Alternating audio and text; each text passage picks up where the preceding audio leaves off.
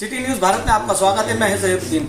हम इस वक्त मौजूद हैं एमएलए रफीक खान साहब के यहाँ पर, जिनकी कांग्रेस की जो सूची जारी हुई उसके अंदर फर्स्ट सूची के अंदर आपका नाम है। उसको लेकर काफी चर्चाएं गर्म भी रही। आइए हमारे साथ मौजूद है खुद एमएलए रफीक खान, बात करते हैं। सर, आपको बहुत बहुत मुबारकबाद। सबसे पहले तो बहुत शुक्रिया आपका और बहुत धन्यवाद, और सबसे बड़ा धन्यवाद मुख्यमंत्री अशोक गहलोत जी का और हमारे सेक्रेटरी इंचार्ज रंधावा जी का और हमारे प्रदेश अध्यक्ष चौटासरा जी का और हमारे शीर्ष नेतृत्व हमारे नेशनल प्रेसिडेंट खड़गे साहब का, राहुल गांधी जी का, वेणुगोपाल जी का, हमारी सह प्रभारी अमृता धवन जी का, जिन्होंने मुझे इस काबिल समझा और फिर से मुझे चुनाव लड़ने का सौभाग्य दिया और मुझमें विश्वास जताया। और न केवल हमारे पार्टी के लीडर्स का बल्कि हमारे कार्यकर्ताओं का और आदर्श नगर की जनता का, जिन्होंने मुझ में विश्वास जताया और 5 साल मेरे साथ कंधे से कंधा मिला के चले और फिर से मुझे मौका मिला आदर्श नगर से चुनाव लड़ने का। मुझे ऐसा पूरा विश्वास है कि जो काम आधारभूत ढांचा हमने आदर्श नगर में खड़ा किया है विकास की ओर, हम उसमें आगे आने वाले समय में 4 चांद लगाएंगे और आदर्श नगर को एक नई आदर्श कॉन्स्टिट्यूंसी के रूप में एस्टेब्लिश करेंगे। सर, बीजेपी ने अभी तक आपके मुकाबले कोई कैंडिडेट की घोषणा नहीं करी है। अगर क्या लगता है बीजेपी घबरा गई? अब बीजेपी की तो मैं कह नहीं सकता कि उन्होंने क्यों घोषणा नहीं की और क्या घबराहट उनके मन में। मैं तो अपनी बात कर सकता हूँ, अपनी लाइन खींच सकता हूँ, अपने काम की बात कर सकता हूँ। मैंने 5 साल काम किया है और जबरदस्त काम किया है, और irrespective of caste and community and irrespective of the area, slums and underdeveloped or developed area, मैंने समाज के हर का आदमी के लिए काम किया। मैंने 36 कौम के लिए काम किया, मैंने समाज के हर वर्ग के लिए काम किया, मैंने स्लम्स के लिए भी काम किया, मैंने डेवलपिंग एरिया के लिए भी काम किया, मैंने अंडर डेवलप्ड एरिया के लिए भी काम किया और मैंने डेवलप्ड एरिया के लिए भी काम किया। तो मुझे खुशी है कि जब मैं पीछे मुड़ के देखता हूँ तो ये पाता हूँ कि आदर्श नगर विधानसभा क्षेत्र एक ऐसी विधानसभा क्षेत्र है जहाँ मेरे से पहले 1 लाख से ज़्यादा आदमी, आप मेरे शब्दों पे गौर करना, ये बिना हड्डी की ज़बान है, लोग ऐसे ही बोल देते हैं। मैं दावे के आधार पे कह रहा हूँ और पुख्ता बात कह रहा हूँ और ऐसी बात कह रहा हूँ जिसके मायने हैं, जिसको आप जांच सकते हैं। 1 लाख से ज़्यादा लोगों के पास पीने का पानी उपलब्ध था। 1 लाख से ज़्यादा लोग, 2.5 लाख की आबादी और 2.5 लाख वोटर्स की विधानसभा के अंदर अगर 1 लाख लोगों को पानी नहीं मिले तो इससे ज़्यादा बुराई वाली बात नहीं हो सकती है। 50,000 वोटर आगरा रोड पे, करीब 75,000 की आबादी, 25,000 वोटर जवाहरनगर कच्ची बस्ती में, करीब 35-40,000 की आबादी, और वहाँ पीने का पानी की बूंद नहीं। पूरी जिंदगी लोग बाग नीचे आके लाइनों में लग के पानी भरते रहे और लड़ाई झगड़े होते पानी के लिए। गंदा पानी आता रहा, जब नल जाता तो गंदा पानी नाली का सक कर लेता। मैंने 1 लाख लोगों को घर में पानी का कनेक्शन दिया है। हंसी खेल नहीं है, छोटा सा काम नहीं है। 1 लाख बोलने में जबान से कुछ नहीं लगता है, लेकिन जब आप 1 लाख लोगों के लिए काम करते हो, लाइनें बिछाते हो, टेंडर कराते हो, कनेक्शन देते हो और फिर उसके बाद पानी देते हो तो पसीना आ जाता है। छोटी मोटी बात नहीं है। किसी भी एक गांव को, 10,000 आबादी के गांव को पानी की सप्लाई करनी होती है, बहुत बड़े लवाजमे में काम होते हैं। और एक विधानसभा में, जो आप आगरा से आओ तो आदर्श नगर से एंटर करोगे, आप दिल्ली से आओ तो आदर्श नगर से एंटर करोगे जयपुर शहर के अंदर, और ऐसी विधानसभा जो जयपुर की नाक पे बैठी हो, उसमें अगर 1 लाख से ज़्यादा आदमियों को पानी नहीं मिलता हो तो मुझे बड़े अफसोस के साथ कहना पड़ रहा है कि पिछले नेताओं ने कुछ काम नहीं किया और मुख्यमंत्री अशोक गहलोत जी ने मेरा साथ दिया, और उसी का कारण है कि 1 लाख लोगों को हम पानी दे पाए। और 10 इंग्लिश मीडियम स्कूल खोले हमने। 10 इंग्लिश मीडियम स्कूल जयपुर के अंदर, अगर सबसे ज़्यादा इंग्लिश मीडियम स्कूल की बात करोगे तो आदर्श नगर में खुली। पिछले 70 सालों में हेल्थ सेंटर, डिस्पेंसरी, हॉस्पिटल सब मिला के 8 होते थे आदर्श नगर के। टोटल 8 सेंटर थे। मैंने 5 साल में 9 और खोल दिए। आज 17 हैं और 1-2 तो आपके पास भी है, बहुत नज़दीक है।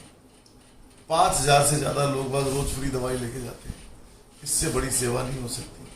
हमने मूलभूत सुविधाओं का विकास किया है, काम किया है, काम के आधार पर जनता के बीच में जाएंगे, वोट मांगेंगे, प्रेसिडेंस तोड़ेंगे, इतिहास बदलेंगे और सरकार बनाएंगे।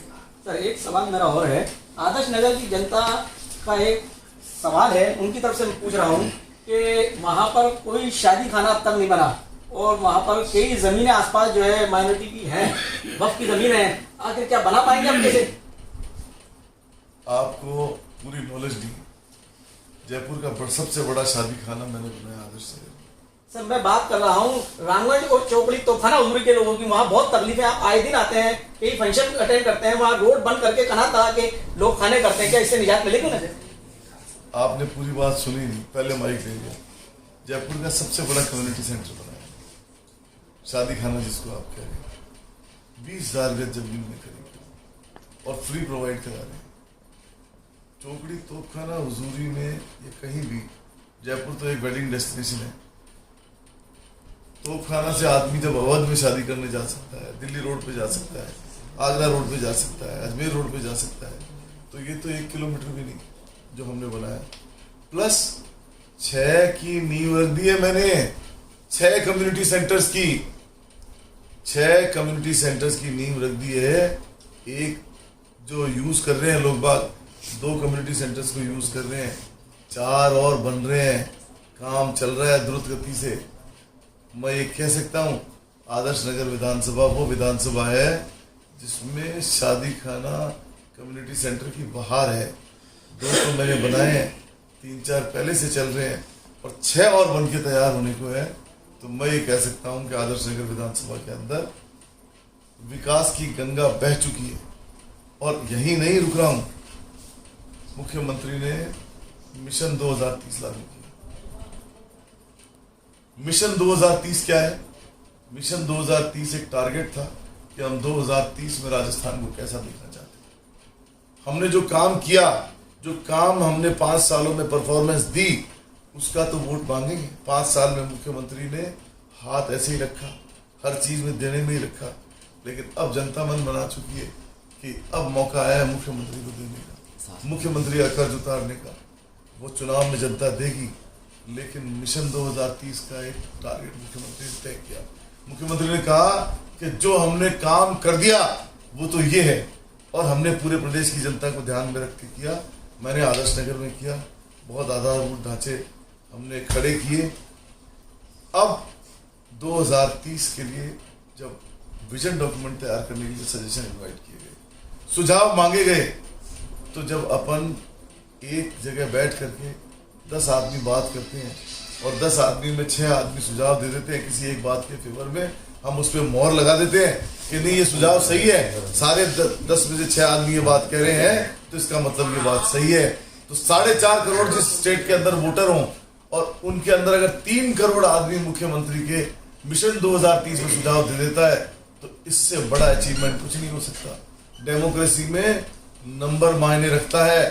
3 करोड़ से ज्यादा लोगों का सुझाव, विजन डॉक्यूमेंट तैयार होना, विजन डॉक्यूमेंट मुख्यमंत्री का नहीं है, सरकार का नहीं था, आम आदमी का था, राजस्थान के हर बाशिंदे का था। हर दूसरा आदमी, हर 3 में से 2 आदमी ये कह रहा है कि मुख्यमंत्री ने कोई चीज मांगी है, कोई सुझाव मांगा है, हम उसमें सजेशन देने को तैयार है। उस सजेशन के आधार पर एक विजन डॉक्यूमेंट बनाया गया।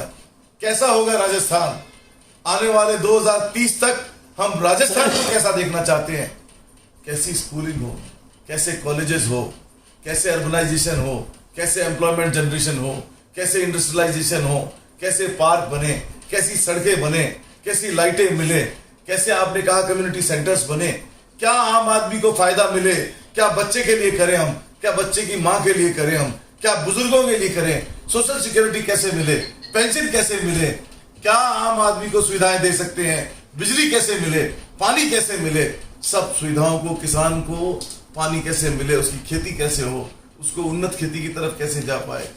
और सबसे बड़ा मुद्दा जो मैं बीच में बोल गया, रोजगार का सृजन कैसे हो, एम्प्लॉयमेंट जनरेशन कैसे हो, इन सब बातों को ध्यान रख करके एक विजन डॉक्यूमेंट बनाया गया है। और वो विजन डॉक्यूमेंट जनता के सुझावों से बना है।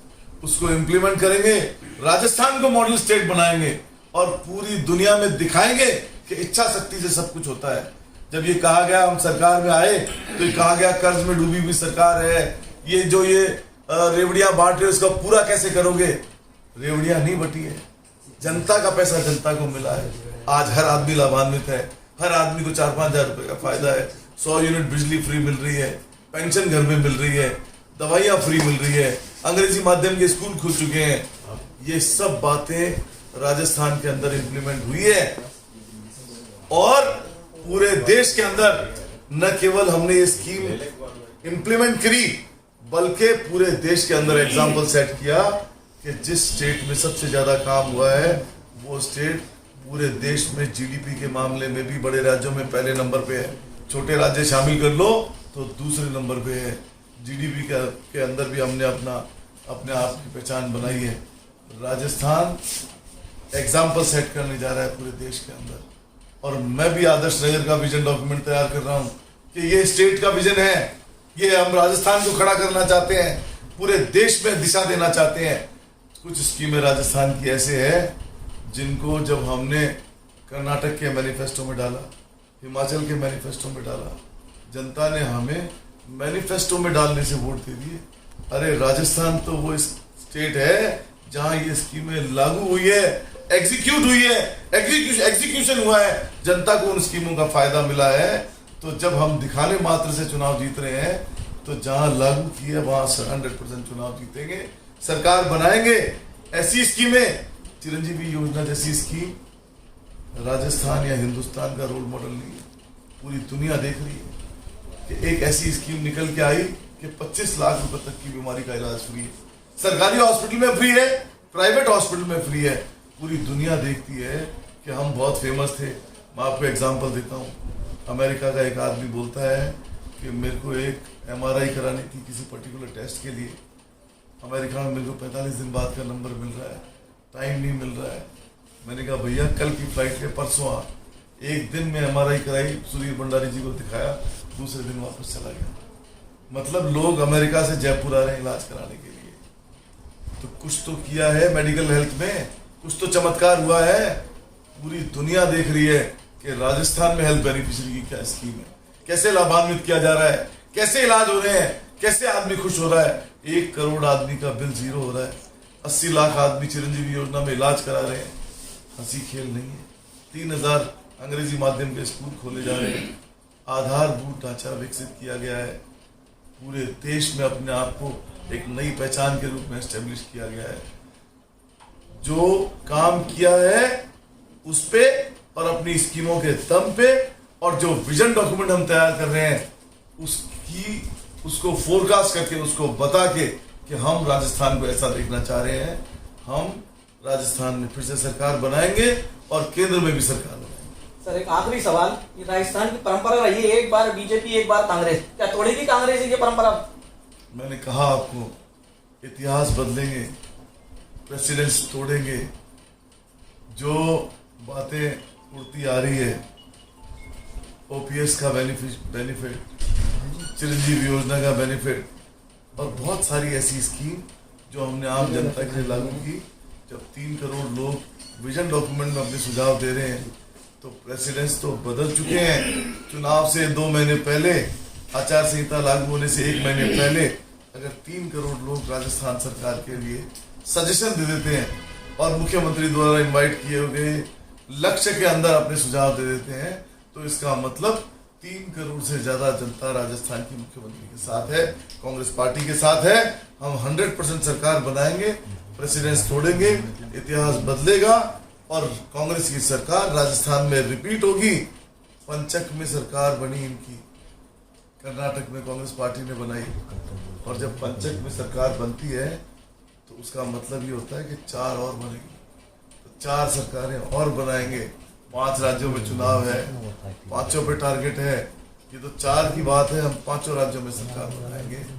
और उल्टी गिनती बीजेपी की शुरू हो चुकी है। वो कैसे हुई है वो भी सुन लो कि हमारी टिकटें आई है नवरात्रों में और उनकी टिकटें आई है श्राद्ध पक्ष में, तो उल्टी गिनती तो पहले दिन से ही शुरू हो चुकी है। तो इसलिए राजस्थान में सरकार हर सूरत में बनेगी। कितनी सीटें लाएगी आपकी सरकार? 156। मुख्यमंत्री ने कहा कि ये 56 करते भूल गए, तो मैं 156 का लक्ष्य देता हूं मेरे कार्यकर्ताओं को। आज हर कार्यकर्ता जुटा हुआ है, हर आदमी जुटा हुआ है, कांग्रेस का हर नेता जुटा हुआ है और लक्ष्य को हासिल करने के लिए तैयार है। 156 सीटें लेके आएंगे और सरकार। तो ये थे खास बातचीत में हमारे साथ विधायक रफीक खान, जिनका कहना है हम बहुत जोर शोर से इलेक्शन जीतेंगे और आने वाले काम जो बाकी रखा है उनको भी बहुत खूबी से अंजाम देंगे। कैमरामैन यूनुस अली के साथ में ज़हीरुद्दीन।